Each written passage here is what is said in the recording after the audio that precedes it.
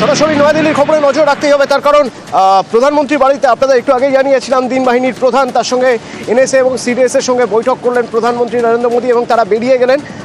CDS, NSA এবং তিন বাহিনীর প্রধান তারা বেরিয়ে গেলেন।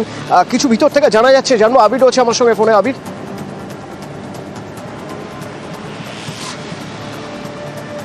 এখনো পর্যন্ত বিদেশ মন্ত্রী তিনি রয়েছেন, এছাড়া এনএসএ অজিত ডোভাল তারা দুজন রয়েছেন। মনে করা হচ্ছে যে ডিজিএমওর যে বৈঠক চলছে সেই বৈঠক সংক্রান্ত রিপোর্ট কি আসছে তার পরবর্তী সময় ফের একটা বৈঠক হতে পারে। যদিও কিছুক্ষণ আগেই প্রতিরক্ষা মন্ত্রী এবং ট্রাই সার্ভিস চিফ এবং পিএস তারা এখান থেকে বৈঠক শেষে বেরিয়ে চলে গেলেন। দুটো বিষয় আজকে দুপুর 2:30টার সময় হচ্ছে ফের একটি সাংবাদিক সম্মেলন ডাকা হয়েছে, 3 ডিজিএমওই থাকবেন। এক্ষেত্রে থেকে ভারতের তরফ থেকে নতুন কিছু আরও তথ্য প্রমাণ সামনে আনা হতে পারে। দ্বিতীয়ত হচ্ছে সেটা হচ্ছে যে তুমি জানো যে গতকালের পর থেকে আজকে এখনো পর্যন্ত সীমান্তবর্তী এলাকাগুলি থেকে কোনো ধরনের নতুন করে গোলাগুলি চালার খবর এসে পৌঁছয়নি, কিন্তু সেনাকে পুরোপুরি সতর্ক থাকতে বলা হয়েছে। তার কারণ ভারত যে দুটো শর্ত নিয়ে ডিজিএমওর বৈঠকে কথা বলছে সেই দুটো শর্ত পূরণ করার ক্ষেত্রে পাকিস্তান কি ভূমিকা নেয় এবং আজকে সন্ধ্যেও খুব নজরে রাখার মতো এরপর আবার তারা কি করে, ফলে সেই সংক্রান্ত বিষয় হচ্ছে মূলত আলোচনা করে একটা কৌশল তৈরি করা হয়েছে।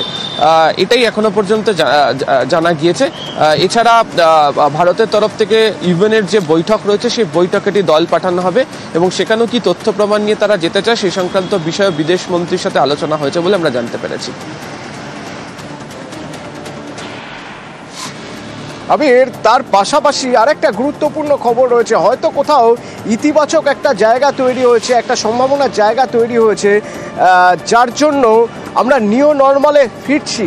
এই নিউ নর্মালে ফিরছি কেন বলছি, তার কারণ যে এয়ারপোর্টগুলো বন্ধ রাখা হয়েছিল, বেসামরিক উড়ান চলাচল বন্ধ রাখা হয়েছিল, সেই এয়ারপোর্টগুলো এবার তাহলে খুলে দেওয়া হলো। এয়ারপোর্টগুলো এবার বেসামরিক বিমান চলাচল করতে পারবে।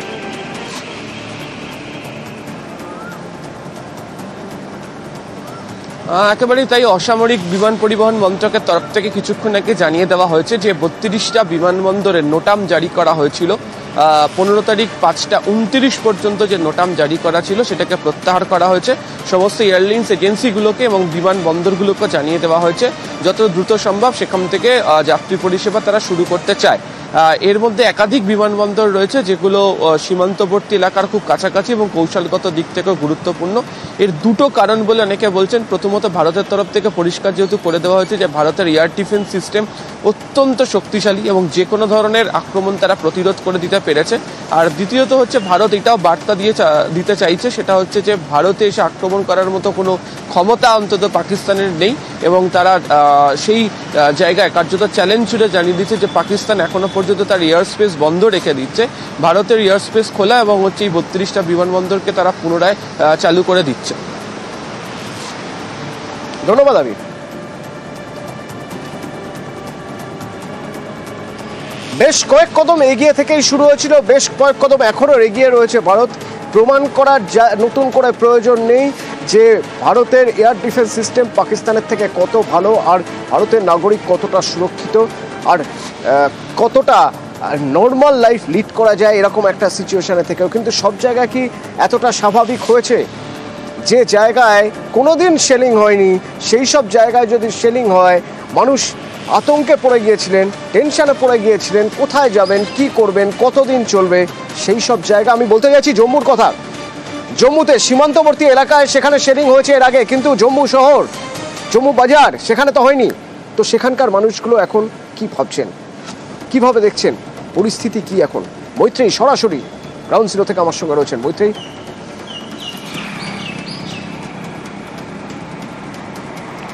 দেখো, জম্মুর শহরের যে সমস্ত মানুষরা রয়েছেন তাদের সাথে আমরা কথা বলছিলাম, তারা প্রত্যেকেই কিন্তু আজকের 12টার বৈঠকের দিকে তাকিয়েছিলেন এবং যখন একে একে এই খবরগুলো আসতে শুরু করছে যে এয়ারপোর্টগুলো খুলে দেওয়া হচ্ছে, তখন কিছুটা হলেও কিন্তু তারা আশ্বস্ত। যদি এটা সাধারণ মানুষের পার্সপেক্টিভ বলছি, কিন্তু বাহিনীর তরফ থেকে তারা কিন্তু এখনো হাই অ্যালার্টে রয়েছে। তার কারণ শনিবার রাতে একেবারে সিজ ফায়ার সিদ্ধান্ত হওয়ার পরেও আমরা দেখেছিলাম রাত 10টা সাড়ে 10টা পর্যন্ত একেবারে পাকিস্তানের পাকিস্তানের দিক থেকে সিজফায়ার ভায়োলেশন করা হয়েছিল এবং গতকাল ডিজিএমও যেটা বলেছেন এবং আমরা স্থানীয় সূত্রেও যেটা জানতে পারছি লোকাল আর্মি সোর্সেস বা লোকাল সিকিউরিটি ফোর্সেসের সোর্সেস থেকে যে এই সিজফায়ার ভায়োলেশনের আড়ালে বেশ কিছু পোস্টের দখল নেওয়ার চেষ্টা করেছিল পাকিস্তানিরা।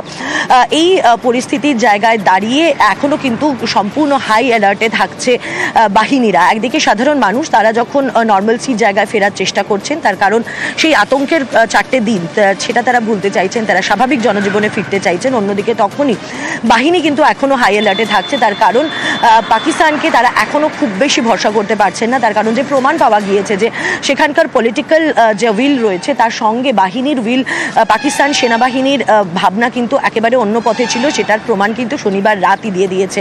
বলে সেই জায়গায় থেকে ভারতের সেনাবাহিনীও কিন্তু এবং যারা সিকিউরিটি ফোর্সেসরা রয়েছে তারাও কিন্তু যথেষ্ট হাই অ্যালার্টে রয়েছে। তার কারণ পাকিস্তান সেনার তরফ থেকে যদি কোনো রকমের মিসঅ্যাডভেঞ্চার করা হয় তার আসলে পাকিস্তান সেনাকে বিশ্বাস নেই।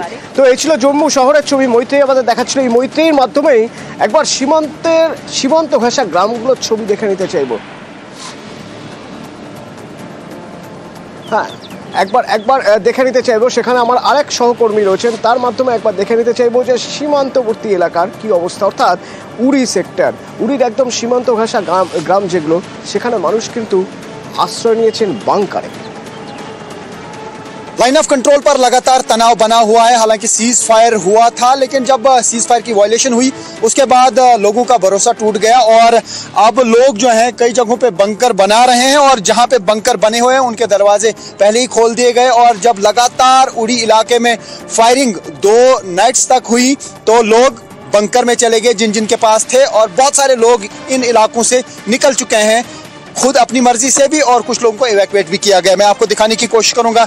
यहाँ पर बिल्कुल एक तैयारी चल रही है। जो लोग हैं उनको ऐसा लगता है कि हो सकता है कि लंबी जंग चले, तो इसलिए ये सीढ़ी वगैरह भी बना रहे हैं। इनको लगता है कि कभी खतरा होगा, यानी अगर इस एरिया में ज़्यादा फायरिंग हुई तो अब ये सीढ़ी बना रहे हैं इसकी, ताकि इस बंकर में ये जा सकें।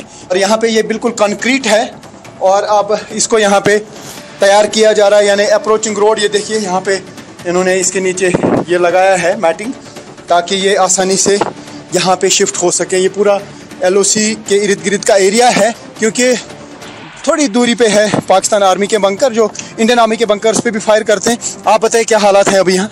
शेलिंग होती है तो उस वक्त जाने में थोड़ा दिक्कत हो जाती है। हाँ, तो कितने दिन तक यहाँ फायरिंग का सिलसिला जारी रहा? अब 4-5 कल दिन परसों? हाँ 4-5 दिन तो खौफ काफ़ी लग रहा होगा। खौफ तो लग ही रहा है। आपने कुछ लोगों को शिफ्ट किया है यहाँ से या? हाँ तो 50-60 आदमी था अच्छा, गाँव का।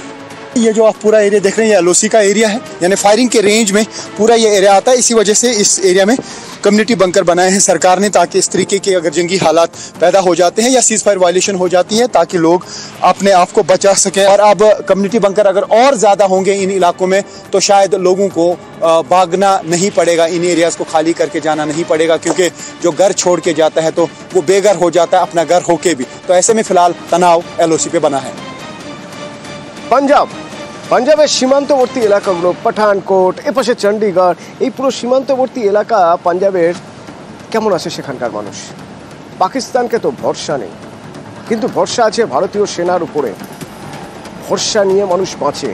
এই মানুষগুলো কিভাবে রয়েছেন, টেনশন কাজ করছে ভিতরে। এখান থেকে আমার আরেক সহকর্মী রুমেলা রয়েছেন আমার সঙ্গে। রুমেলা, কি মনে হচ্ছে এদের সঙ্গে কথা বলে, এরা কি বলছেন?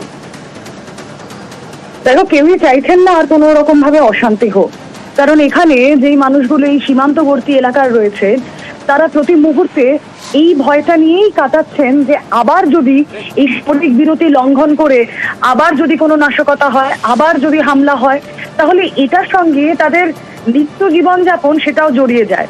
আর তারা বলছেন যে এক্ষেত্রে যুদ্ধ বা কোন সংঘর্ষ না কেন, সমাধান যদি বেরোয় আলোচনার মাধ্যমে, তারা সেটাই চাইছেন। তার কারণ তোমাকে আমি গতকাল থেকেই ছবি দেখাচ্ছিলাম, পাঠানকোট নিজেই হামলা দেখেছে 2016 সালে। তার পরবর্তীতেও পাঠানকোট কিন্তু সেই ভয়টা নিয়েই প্রতি মুহূর্তে থাকে। আর তারপর সকাল থেকেই ভেবেছিল যে অফিস স্কুলটা খুলে যাবে, স্বাভাবিক হবে জনজীবন, কিন্তু না, পাঠানকোটের সকালের ছবিটাও কিন্তু ছিল ততটাই থমথমে। গতকাল রাত্রিবেলা ব্ল্যাকআউট ছিল, গতকাল সারাদিন রেড অ্যালার্ট জারি ছিল। এবং দেখো, কিছুক্ষণ আগে যে বৈঠক শেষ হয়েছে তারপর যেই 32টা এয়ারপোর্ট খুলে দেওয়া হলো, স্বাভাবিকের পথে যে জনজীবন, সেই ইঙ্গিতটা পাঞ্জাব সীমান্তের মানুষজন পাচ্ছেন। এই মুহূর্তে আমি অমৃতসরে রয়েছি, অমৃতসরের যা ছবি আমরা দেখছি, এখানেও কিন্তু জনজীবন স্বাভাবিক।